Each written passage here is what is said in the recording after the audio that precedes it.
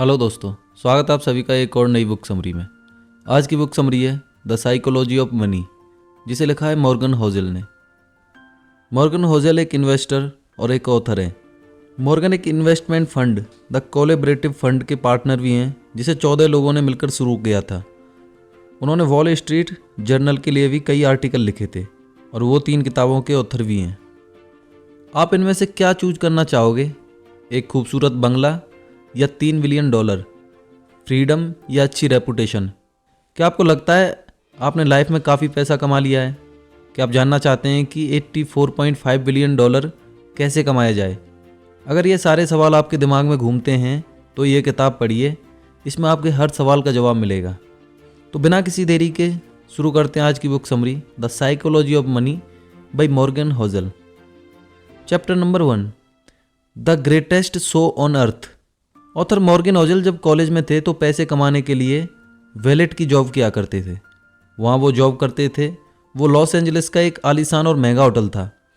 एक बार वहाँ एक गेस्ट आया जो अक्सर उस होटल में आया करता था। वो लड़का एक टेक्नोलॉजी एग्जीक्यूटिव था और काफ़ी तेज दिमाग वाला था। सिर्फ 20 साल की उम्र में ही उसने वाईफाई राउटर के लिए एक की कंपोनेंट डिजाइन करके उसे पेटेंट करवा लिया था। उस यंग मिलेनियर ने कई सारी टेक कंपनी स्टार्ट की और बाद में उन्हें बेच दिया। वो काफ़ी सक्सेसफुल था, लेकिन पैसे के मामले में वो थोड़ा अनलक्की था। वो लड़का जहाँ भी जाता अपने साथ नोटों की गड्डी रखता था और जो भी उसके साथ बात करता उसे वो ये पैसे दिखाता था। वो शराब पीकर बड़ी बड़ी डींगे मारता था। एक दिन उस आदमी ने गाड़ी पार्क करने वाले गार्ड को बुलाया और उसे कुछ नोट देकर पास वाली दुकान में जाने का ऑर्डर दिया। गार्ड को नोट के बदले दुकान वाले ने कई $1000 सोने के सिक्के दिए। तो उस यंग टेक्नीशियन ने उन गोल्ड कॉइन्स का क्या किया होगा? उसने वो कॉइन्स समुद्र में फेंक दिए। उसने अपने दोस्तों को भी बुला लिया और सबने मिलकर वो कॉइन्स समुद्र में ऐसे फेंक दिए जैसे कोई तालाब में पत्थर फेंकता है। उसके कुछ दिनों बाद एक दिन वो यंग मिलेनियर गलती से होटल के लैंप से टकरा गया। मैनेजर ने उसे कहा कि लैंप की कीमत $500 है। तो उस आदमी ने तमाशा खड़ा कर दिया। उसने अपने जेब से पैसे निकालकर मैनेजर के मुंह पर दे मारे और बोला, ये रहे $5000, अब दोबारा मुझे अपनी शक्ल मत दिखाना। शायद आप सोच रहे होंगे कि ये कहानी सच है क्या? शायद आप सोच रहे होंगे कि उस यंग मिलेनियर का क्या हुआ होगा। जी हाँ, ये स्टोरी एकदम सच है। इस किताब में आप कुछ ऐसी ही और कहानियाँ पढ़ेंगे, लेकिन इस कहानी के लास्ट में यंग मिलेनियर का दिवाला निकल जाता है। उसने कुछ ही सालों में जो कुछ कमाया था सब उड़ा दिया। उसके सारे पैसे खत्म हो गए और उसके यार दोस्त भी उसे छोड़कर चले गए। देखा आपने, पैसे से आप सब कुछ खरीद सकते हो पर अच्छा व्यवहार नहीं खरीद सकते। चलिए एक और कहानी सुनते हैं। रोनाल्ड रीड एक जेनिटर यानी दरवान था। वो एक छोटे से गांव में पैदा हुआ और पला बड़ा था। वो अपने परिवार का पहला ऐसा इंसान था जिसने हाई स्कूल तक पढ़ाई की थी। और उससे भी मज़ेदार बात तो ये थी कि वो रोज़ लोगों से लिफ्ट लेकर स्कूल पहुंचता था। रोनाल्ड एक साधारण ज़िंदगी जी रहा था। 25 साल उसने एक गैस स्टेशन में गाड़ियाँ रिपेयर करने का काम किया। उसने जेसी पन्ने में 20 सालों तक फ्लोर की सफाई का काम किया। 38 साल की उम्र में रोनाल्ड ने एक 2 बेडरूम का घर खरीदा। उसने वो घर $12,000 में खरीदा और अपनी पूरी लाइफ उस घर में गुजारी। रोनाल्ड की शादी भी हुई पर कोई बच्चा नहीं हुआ। जब वो 50 का हुआ तो उसकी वाइफ चल बसी थी। उसके पड़ोसी का कहना था कि रोनाल्ड की मनपसंद हॉबी लकड़ियाँ काटना था। जिस दिन रोनाल्ड ने न्यूज़ हेडलाइन बनाई वो दिन था उसकी मौत का। ये 2014 की बात थी। वो 92 साल का था। रोनाल्ड रीड के पास $8 मिलियन थे। उसने $2 मिलियन अपने 2 सौतेले बच्चों के लिए छोड़े थे और $6 मिलियन एक लोकल हॉस्पिटल और लाइब्रेरी को दान कर दिए थे। अगर आप विकिपीडिया में रोनाल्ड रीड के बारे में सर्च करेंगे तो उसमें आपको पता चलेगा कि वो एक चौकीदार, गैस स्टेशन अटेंडेंट, इन्वेस्टर, समाज सेवक और मिलेनियर था। लेकिन ये कैसे हुआ? इसमें कोई ट्रिक नहीं है। रोनाल्ड ने कोई लॉटरी नहीं जीती थी और ना ही उसे कोई खानदानी पैसा मिला था। रोनाल्ड इतने सालों से पैसा बचाकर ब्लू स्टॉक चिप्स में इन्वेस्ट कर रहा था। बस इतनी सी बात थी। वो एक एक पैसा सेव करता था, यहाँ तक कि उसने कभी इंटरेस्ट भी नहीं निकाला था। उसने अपनी सेविंग को सालों साल कंपाउंड किया था और उसकी मौत तक उसके पास $8 मिलियन रकम जमा हो चुकी थी। क्या आप कंपाउंडिंग का कंसेप्ट जानते हैं? इसके बारे में हम बाद में बात करेंगे, लेकिन उससे पहले आपको एक और स्टोरी सुननी चाहिए।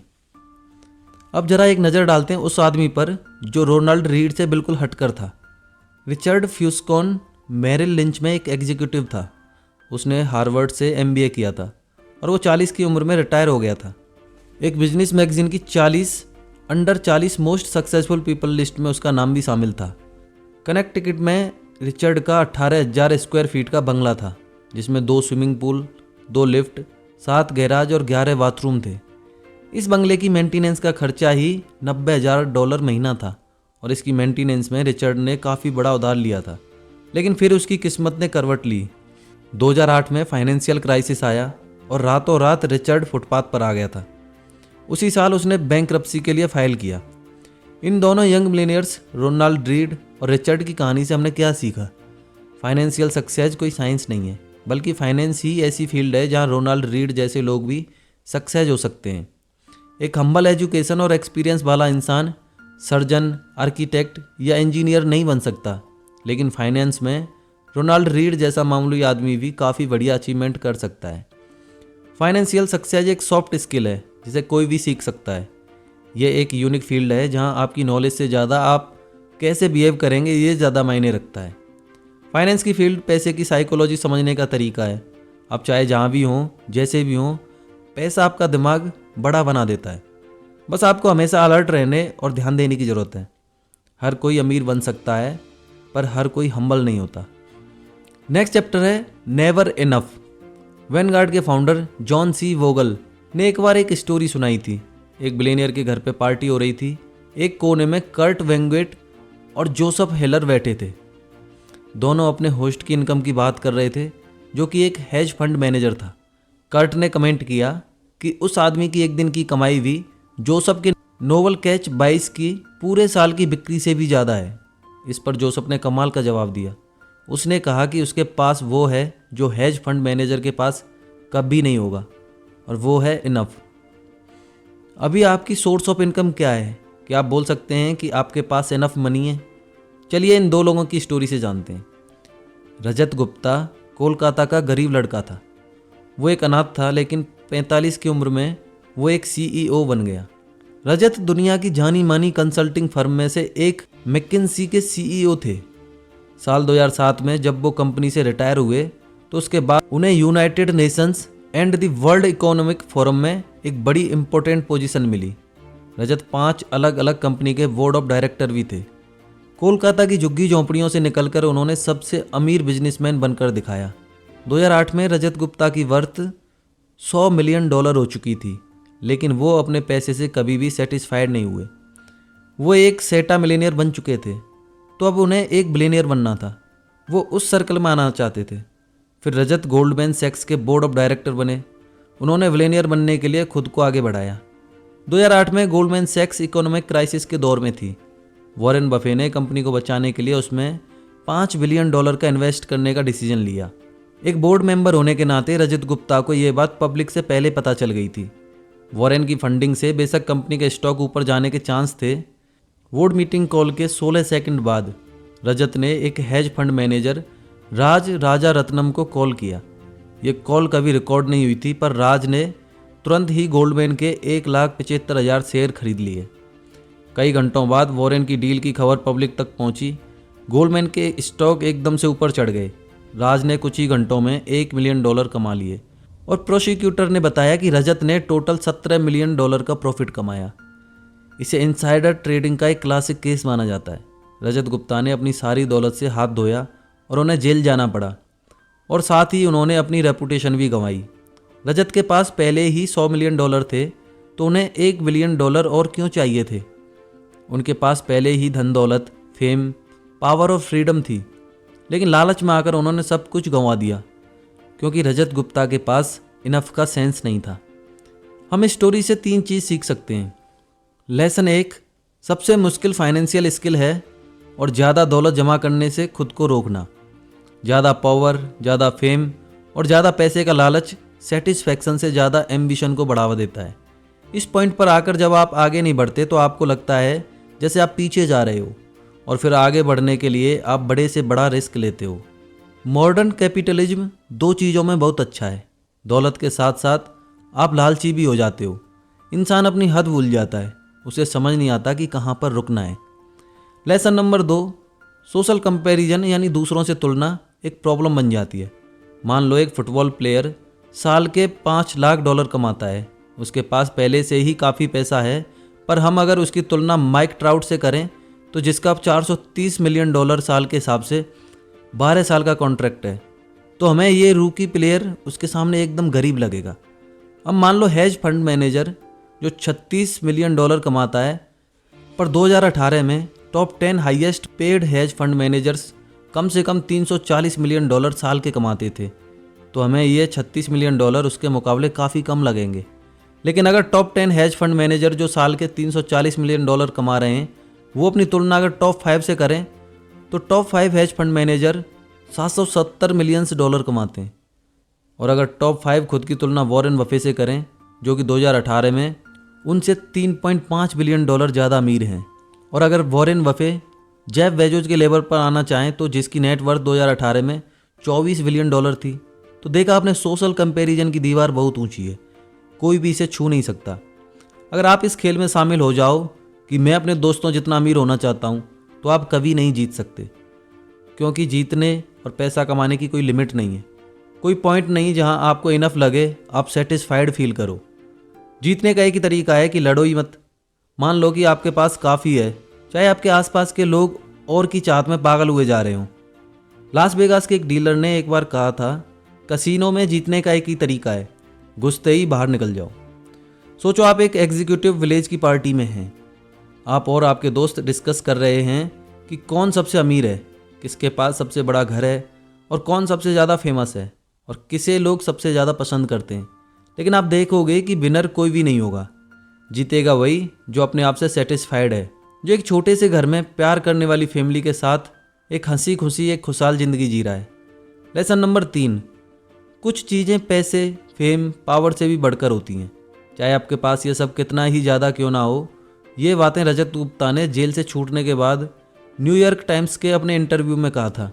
उनसे जब पूछा गया कि उन्होंने इस घटना से क्या सीखा, तो वो बोले, किसी भी चीज़ से ज़्यादा अटैचमेंट मत रखो, चाहे वो आपकी रेपुटेशन हो या आपकी अचीवमेंट हो, ये चीज़ें कोई मैटर नहीं करती। इस हादसे ने मेरी पूरी रेपुटेशन बर्बाद करके रख दी है, लेकिन मैंने अब सीख लिया है कि मुझे इससे भी ज़्यादा अटैचमेंट नहीं रखनी है। रजत गुप्ता खुद को बचाना चाहते थे, वो अपने किए की सफाई दे रहे थे, वो खुद को ही तसल्ली दे रहे थे कि उनकी रेपुटेशन उनके लिए अब और मायने नहीं रखती। लेकिन उनका कहना गलत था। रेपुटेशन बेशकीमती है, फ्रीडम बेशकीमती है, परिवार और दोस्त भी बेशकीमती हैं, लोगों को प्यार करना और बदले में उनका प्यार पाना भी बेशकीमती है, खुशियाँ बेशकीमती हैं। लेकिन ये सब पाने का एक ही तरीका है कि आप अपनी हद समझें। आपको याद रहे कि कब रिस्क लेने हैं और कब इनफ का मतलब इनफ है। नेक्स्ट चैप्टर है कन्फाउंडिंग कंपाउंडिंग। एक फील्ड से सीखी हुई बातें हमें दूसरे फील्ड में काम आती हैं। क्या आपको पता है बहुत पहले आइस एज क्यों आया था? ये कुछ उसी तरह है जैसे इन्वेस्टमेंट में कंपाउंडिंग आपके पैसे पर ग्रो करती है। 19वीं सेंचुरी में जाकर साइंटिस्ट इस बात पर एग्री हुए थे कि धरती में कभी आइस एज आया था। इसका सबूत इतने करीब था कि आसानी से नज़रअंदाज कर लिया जाता था। धरती में सिर्फ एक ही आइस एज नहीं आया, बल्कि हमारी पृथ्वी ने 5 आइस एज देखे हैं, जिनकी डेट का हम आज एक्यूरेट अंदाज़ा लगा सकते हैं। क्या आप सोच सकते हैं कि पूरी दुनिया को बर्फ़ से कवर करने, बर्फ़ पिघलाने और बर्फ़ से ढकने पर कितनी एनर्जी की ज़रूरत पड़ेगी? तो ये घटना 5 बार हो चुकी है। लेकिन आइस एज आया ही क्यों? आइस एज के पीछे क्या वजह है? इसके बारे में बहुत सी थ्योरीज हैं। एक थ्योरी के हिसाब से माउंटेन रेंज में हलचल होने की वजह से क्लाइमेट में चेंज आया है। एक दूसरी थ्योरी कहती है कि आइस धरती का नेचुरल वातावरण है जिसमें ज्वालामुखी फटने से बदलाव आया है। हालांकि ये थ्योरीज सिर्फ एक आइस एज को एक्सप्लेन करती हैं, ना कि पांचों को। 1900 की शुरुआत में एक सर्बियन साइंटिस्ट मिल्यूटिन मिलेंकोविक ने सोलर सिस्टम में धरती की पोजीशन को स्टडी किया और वो इस नतीजे पर पहुंचा कि सूर्य और चंद्रमा की ग्रेविशनल ताकत का प्रभाव पृथ्वी की धुरी पर पड़ता है। मिलेंकोविक ने कहा कि कई बार ऐसा भी होता है कि पृथ्वी अपनी धुरी पर कुछ ज़्यादा ही झुक जाती है, जिससे इसे नॉर्मल से ज़्यादा सोलर रेडिएशन मिलता है। पृथ्वी के हेमिस्फीयर में आने वाला बदलाव के चलते बहुत ज़्यादा ठंड हो गई, जिससे पूरी पृथ्वी बर्फ की मोटी चादर से ढक गई थी। व्लादिमीर कोपिन, जो एक रशियन मीटियरोलॉजिस्ट हैं, उन्होंने इस थ्योरी में एक कंडीशन जोड़ी है। उन्होंने कहा कि एबनॉर्मल टिल्ट की वजह से धरती पर गर्मियों के मौसम में भी ठंड बढ़ गई थी। ये उस तरह की गर्मी थी जिसमें इतनी गर्मी नहीं होती कि पूरी बर्फ को पिघला सके। गर्मियों के बाद भी धरती के कुछ हिस्से बर्फ से ढके रहे, जिससे बर्फ को आने वाली सर्दियों में भी टिके रहने में आसानी हुई। साल दर साल इस तरह बर्फ के ऊपर बर्फ की परतें जमा होती रहीं, जब तक कि पूरी पृथ्वी बर्फ से नहीं ढक गई, और इस तरह आइस एज आया। देखा आपने, कंपाउंडिंग का कंसेप्ट भी कुछ ऐसा ही है। मान लो आपने अपनी एनुअल सैलरी का 10% इंडेक्स फंड में जमा करना शुरू किया और आपकी एनुअल इंटरेस्ट रेट है 10%, तो अगले साल आपके पास आपकी सैलरी का 10% इंटरेस्ट रेट के साथ होगा। फिर आप 2022 तक अपनी सैलरी का 10% जमा करते गए। हर साल आप 10% जोड़ रहे हो और हर साल आपका 10% इंटरेस्ट रेट भी ग्रो कर रहा है। अगर आप इस पैसे को अगले 10 साल तक नहीं निकालते हो तो आप मिलेनियर बन जाओगे। आइस एज भी धीरे धीरे बर्फ के जमा होने से आया। कंपाउंडिंग ऑफ इंटरेस्ट का मतलब भी यही है, धीरे धीरे पैसे जमा होना। क्या आपको पता है कि वॉरेन बफेट सिर्फ 10 साल की उम्र से ही इन्वेस्ट करते आ रहे हैं? उन्होंने कभी भी अपने इंटरेस्ट का पैसा नहीं निकाला। उन्होंने कई सालों तक ये पैसा जमा होने दिया, और जब वो 89 के हुए तो उनके पास $84.5 बिलियन था। ये उनके डिसिप्लिन और 8 दशकों के कंपाउंडिंग का नतीजा था। अगर आप कैलकुलेट करें तो वॉरेन बफेट ने अपने 50वें जन्मदिन के बाद ही $84.5 बिलियन कमाया। ये सब कंपाउंडिंग के पावर का कमाल है। वॉरेन जब 20 या 30 के थे तो वो अपना पैसा यूं ही नहीं खर्च करते थे, और उन्होंने 60 या 70 का होने तक इन्वेस्टिंग नहीं छोड़ी। वो लगातार इन्वेस्ट करते गए। उन्होंने 25 सालों तक पैसे जमा किए। वॉरेन की दौलत पर कई सारी किताबें भी लिखी गई हैं। फिर से बता दें, उनके पास $84.5 बिलियन हैं। उन्होंने 10 साल की उम्र से इन्वेस्ट करना शुरू किया था और 89 का होने तक करते रहे। अगर कंपाउंडिंग पर सच में कोई किताब लिखी जाए तो उसका नाम होना चाहिए shut up and wait. Next chapter है अमीर होने का और अमीर रहने के बीच का फ़र्क, getting wealthy versus staying wealthy. अमीर बनने के कई तरीके हो सकते हैं, लेकिन अमीर बने रहने का सिर्फ एक ही तरीका है। चलिए, तो ये बात हम इन 2 इन्वेस्टर्स की कहानी से सीखते हैं। जेसी लिवरमोर अपने टाइम का बेस्ट स्टॉक ट्रेडर्स में से एक था। वो 1877 में पैदा हुआ था, जब दुनिया को पता भी नहीं था कि ट्रेडर कोई भी बन सकता है। उससे पहले ही उसने खुद को एक ट्रेडर के तौर पर इस्टेब्लिश कर लिया था। 30 साल की उम्र में ही जेसी ने $100 मिलियन कमा लिए थे। 1929 में स्टॉक मार्केट क्रैश हो गई, जिसकी वजह से ग्रेट डिप्रेशन आया। उन दिनों चारों तरफ बस यही न्यूज़ छाई हुई थी। वॉल स्ट्रीट के ना जाने कितने ही स्टॉक ट्रेडर ने सुसाइड कर लिया था। अक्टूबर 1929 के दिन जेसी का परिवार घर पर उसका इंतजार कर रहा था। उसकी वाइफ और 2 बच्चे दरवाजे पर खड़े होकर उसके आने की राह देख रहे थे, और उसकी मदर इन लॉ बेडरूम के अंदर बैठकर रो रही थी। जेसी घर पहुंचा। वो शौक में था, पर इसलिए नहीं कि उसका दिवालिया निकल चुका था। उसने अपनी वाइफ को पूरी बात बताई। हुआ यूं था कि जेसी ने शर्त लगाई थी कि स्टॉक मार्केट नीचे आएगा, और उसका अंदाज़ा एकदम सही निकला और वो करोड़पति बन गया। उस दिन अक्टूबर 29 को उसने $3 बिलियन पैसे कमाए थे। जब हर कोई ये शर्त लगा रहा था कि स्टॉक के रेट ऊपर जाएंगे, तो उस वक्त जेसी ने भविष्यवाणी कर दी थी कि स्टॉक मार्केट नीचे गिरेगा। बस फिर क्या था, वो शर्त जीत गया और रातों रात बिलियनियर बन गया। पर अब्राहम जर्मन स्काई के साथ कुछ अलग किस्सा हुआ। अब्राहम एक अमीर रियल एस्टेट डेवलपर था। 1920 के दौरान वो मिलेनियर बन चुका था। बाकी ट्रेडर्स की तरह अब्राहम ने भी काफ़ी बड़ी शर्त लगाई थी कि स्टॉक मार्केट ऊपर चढ़ता रहेगा। स्टॉक मार्केट क्रैश के कुछ दिनों बाद ही अब्राहम गायब हो गया। दरअसल उसने सुसाइड कर लिया था। अब फिर से जेसी लिवरमोर पर आते हैं और उसकी स्टोरी पूरी करते हैं। 1929 के क्रैश के बाद जेसी ओवर कॉन्फिडेंट और अनस्टॉपेबल हो गया। वो एक के बाद एक बड़ी बड़ी शर्तें लगाता चला गया और जीतता गया। जेसी को लगा कि वो यूं ही हमेशा जीतता रहेगा, लेकिन 1933 में उसने स्टॉक मार्केट में अपना सारा पैसा गंवा दिया। जेसी भी कुछ दिनों बाद गायब हो गया और उसने खुद की जान ले ली। जो चीज़ अब्राहम के साथ हुई थी वही 4 साल बाद उसके साथ भी हुई। वो भी सुसाइड करने पर मजबूर हो गया था। तो देखा आपने, दोनों आदमी अमीर तो बन गए थे, पर अपनी अमीरी बरकरार नहीं रख सके। पैसा कमाना एक बात है, पर उसे बनाए रखना अलग चीज़ है। पैसे कमाने के लिए आपको बाहर निकलना पड़ेगा, रिस्क लेने पड़ेंगे, आपको ऑप्टिमिस्टिक बनना होगा, लेकिन पैसे को बनाए रखने के लिए आपको हम्बल होना पड़ेगा।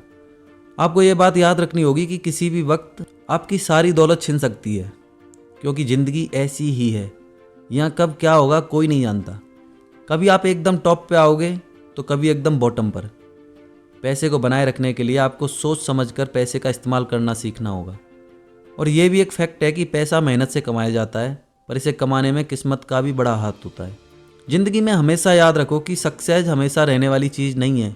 लाइफ में हार भी मिलेगी और नाकामयाबी। बीते कल की सक्सेस आने वाले सुनहरे कल की गारंटी नहीं दे सकती। अब हम वॉरेन बफेट के पास वापस चलते हैं और देखते हैं कि उन्होंने 70 साल से अपनी वेल्थ कैसे मेंटेन करके रखी है। उन्होंने अपना पैसा 10 सालों के लिए इन्वेस्ट किया और एक ही दशक से भी ज़्यादा तक कंपाउंड होने दिया, और 89 की उम्र में उनके पास $84.5 बिलियन थे। वॉरेन को इन्वेस्टिंग आती है। उन्हें पता है कि इन्वेस्टिंग के लिए कौन सी कंपनीज बेस्ट रहेंगी। उन्हें यह भी पता है कि सबसे सस्ते स्टॉक्स कौन से हैं, और वो सबसे ज़्यादा इफेक्टिव मैनेजर्स को भी जानते हैं। और इस तरह से वो एक अमीर आदमी बने। लेकिन वॉरेन ने अपनी वेल्थ कुछ इस तरह से बनाए रखी कि वो किसी बहकावे में नहीं आए। उन्होंने 14 रिसेशंस झेल लिए, पर कभी भी घबराकर अपने स्टॉक्स नहीं बेचे। उन्होंने अपनी रेपुटेशन दांव पर नहीं लगाई। उन्होंने खुद को किसी एक स्ट्रेटजी, एक ओपिनियन या एक पासिंग ट्रेड तक सीमित नहीं रखा। उन्होंने कभी क्विट नहीं किया और ना ही रिटायर हुए। 65 साल के बाद भी वो कंपाउंडिंग करते रहे, और इस तरह वॉरेन सर्वाइव कर गए। तो वक्त आ गया इस बुक के कंक्लूजन का। आपने इस किताब में उस यंग टेक जीनियस की कहानी पढ़ी जिसने $1000 गोल्ड कॉइन्स समुद्र में फेंक दिए थे। आपने इस किताब में रोनाल्ड रीड की कहानी भी पढ़ी जिसने एक मामूली सा चौकीदार होने के बावजूद $8 मिलियन दान कर दिए थे। आपने हार्वर्ड MBA ग्रेजुएट और रियल एस्टेट इन्वेस्टर रिचर्ड फ्यूस्कॉन के बारे में भी पढ़ा, जिसने 2008 के क्राइसिस में सब कुछ गंवा दिया था। और आपने इस किताब में रजत गुप्ता की कहानी भी पढ़ी, जिसके पास $100 मिलियन होने के बावजूद उसे $1 बिलियन और चाहिए थे। इस बुक में आपने JC लिवरमोर और अवराम जर्मन स्काई की कहानी भी सुनी। इनमें से एक दिन के $3 बिलियन कमाता था, जबकि दूसरा अपना सारा पैसा गंवा बैठा था। बाद में दोनों लोगों ने सुसाइड कर लिया था। आखिर में आपने इस बुक में वॉरेन बफे के बारे में पढ़ा। तो इन सारे लोगों में से आप किसके जैसे बनना चाहोगे? याद रखो कि ज़िंदगी में रेपुटेशन, फ्रीडम, फैमिली, प्यार और खुशी ही सबसे कीमती चीज़ हैं, जो पैसे, पावर और फेम से कहीं बढ़कर हैं। याद रखो ये दुनिया गोल है। हार और जीत ज़िंदगी का एक हिस्सा है। कभी हमारे पास सब कुछ होता है और कभी कुछ भी नहीं। अमीर बनने के कई सारे तरीके हैं, पर अपनी अमीरी बरकरार रखने का सिर्फ एक तरीका है। इसलिए हम्बल बनो, पैसे की वैल्यू समझो और जो आपके पास है उसमें खुश रहना सीखो। जिनसे आप बेहद प्यार करते हैं उनके साथ वक्त गुजारो, क्योंकि परिवार और सच्चे दोस्त ही इंसान का सबसे बड़ा खजाना होते हैं। तो दोस्तों, ये बुक समरी तो यहीं समाप्त होती है। अगर इस बुक समरी से संबंधित आपका कोई भी सवाल, सुझाव या समस्या है तो वो कमेंट सेक्शन में जाकर हमें बता सकते हैं। साथ ही ये भी बता सकते हैं कि आप नेक्स्ट बुक समरी कौन सी सुनना चाहते हैं। अगर आपको हमारी मेहनत पसंद आ रही है और आप हमें एनकरेज करना चाहते हैं तो हमारे चैनल को सब्सक्राइब करें। साथ ही इस वीडियो को लाइक करें, शेयर करें। मिलते हैं नेक्स्ट बुक समरी में। जय हिंद, जय भारत।